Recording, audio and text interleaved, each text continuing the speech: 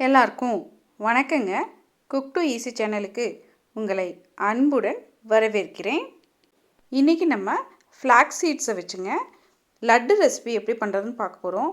ரொம்பவுமே சுவையாக, அதே சமயத்தில் மிகவுமே ஆரோக்கியமான இந்த லட்டு ரெசிபியை எப்படி பண்ணலான்னு பார்க்கலாம் வாங்க.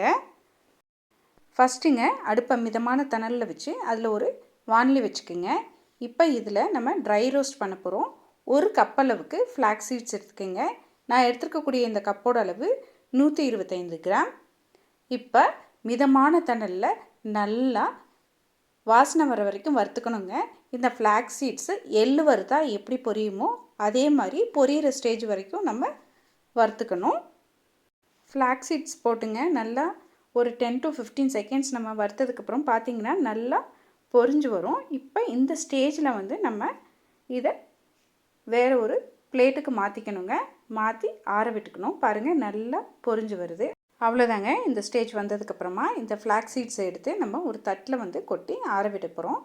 இதுக்கப்புறமா நம்ம மற்ற பொருட்கள் எல்லாம் வறுத்துக்க போகிறோம். இப்போ இந்த ஃப்ளாக்ஸ் சீட்ஸ் ஆறிட்டுருக்க இந்த சமயத்துலங்க அதே வானிலையில் எந்த கப்பில் நம்ம ஃப்ளாக்ஸ் சீட்ஸ் அளந்து எடுத்துக்கிட்டோமோ அதே கப்பில் அரை கப் அளவுக்கு பொட்டுக்கடலை, இந்த பொட்டுக்கடலையும் நம்ம ரோஸ்ட் பண்ணிக்க போகிறோம். பொட்டுக்கடலை கூடவே 3 ஏலக்காய், 2 டேபிள் ஸ்பூன் அளவுக்கு தர்பூசணி விதைகள், 2 டேபிள் ஸ்பூன் அளவுக்கு பூசணி விதைகள். நம்மக்கிட்ட வீட்டில் என்ன நட்ஸ் இருக்கோ அதை நீங்கள் இங்கே மாற்றி கூட சேர்த்துக்கலாங்க. எல்லாத்தையும் நல்லா வாசனை வர வரைக்கும் வறுத்துங்க. நம்ம இந்த பொட்டுக்கடலையும் ஆற வச்சுக்க போகிறோம். பொட்டுக்கடலை ரொம்ப சீக்கிரமே வறுபட்டுரும், அதனால் கவனமாக வறுத்து எடுத்துக்கோங்க. பொட்டுக்கடலை மற்ற பொருட்கள் எல்லாம் நல்லா வறுபட்டு வாசனை வர ஆரம்பிச்சிருச்சுங்க. சூப்பராக வறுபட்டுருச்சு. இப்போ இந்த பொட்டுக்கடலை கலவையும் நம்ம இந்த ஃப்ளாக்ஸ் சீட்ஸோடு சேர்த்துக்க போகிறோம். இப்போ அதே வானிலையை அடுப்பில் மிதமான தணலில் வச்சுங்க நம்ம 15லேருந்து 20 முந்திரி, அது கூடவே 15லேருந்து 20 பாதாம் பருப்பு, இது எல்லாத்தையுமே ட்ரை ரோஸ்ட் பண்ணிக்க போகிறோம். மிதமான தணலில் நல்லா வாசனை வர வரைக்கும் இந்த பாதாமையும் முந்திரியும் போட்டு வறுத்துக்கணுங்க. நம்ம எடுத்துக்கிட்ட பாதாம் முந்திரி ரெண்டுமே நல்லா வறுபட்டு வந்துருச்சுங்க. இப்போ இந்த பாதாம் முந்திரி இது ரெண்டையுமே நம்ம இந்த ஃப்ளாக்ஸ் சீட்ஸோடு சேர்த்து கொட்டி ஆற வச்சுக்க போகிறோம். இப்போ நம்ம வறுத்து ரெடியாக வச்சுருக்கக்கூடிய இந்த எல்லா பொருட்களுமே ஆறுனதுக்கப்புறமா நம்ம மிக்சிக்கு போட்டு பொடியை ரெடி பண்ணிக்க போகிறோம். நம்ம வறுத்து வச்சுருக்கக்கூடிய இந்த பொருட்கள் எல்லாம் நல்லா ஆறிடுச்சுங்க. இப்போ இந்த ஆறின பொருட்கள் எல்லாத்தையும் ஒரு மிக்சர் ஜாருக்கு மாற்றிக்கிங்க. மிக்சர் ஜாருக்கு மாற்றினதுக்கப்புறமா இனிப்பு சுவைக்காக நம்ம இதில் சர்க்கரை சேர்த்துக்க போகிறோம். இங்கே நான் ஒயிட் சுகர் பயன்படுத்துகிறேங்க. உங்களுக்கு நாட்டு சர்க்கரை வேணும்னா இதே அளவுக்கு நாட்டு சர்க்கரையை பயன்படுத்திக்கிங்க. வெல்லத்தை கூட நம்ம திருப்பி சேர்த்துக்கலாங்க. 1 கப்பு ஃப்ளாக்ஸ் சீடுக்கு 1 கப்பு சர்க்கரைங்கிறது அளவு சேர்த்து நல்லா பொடிச்சு எடுத்துக்கோங்க. சூப்பராக நமக்கு மாவு ரெடி ஆயிடுச்சுங்க. இப்போ நம்ம வறுத்து வச்சுக்கக்கூடிய இந்த மாவுங்க கொஞ்சம் அகலமான பாத்திரத்துக்கு மாற்றிக்கிங்க.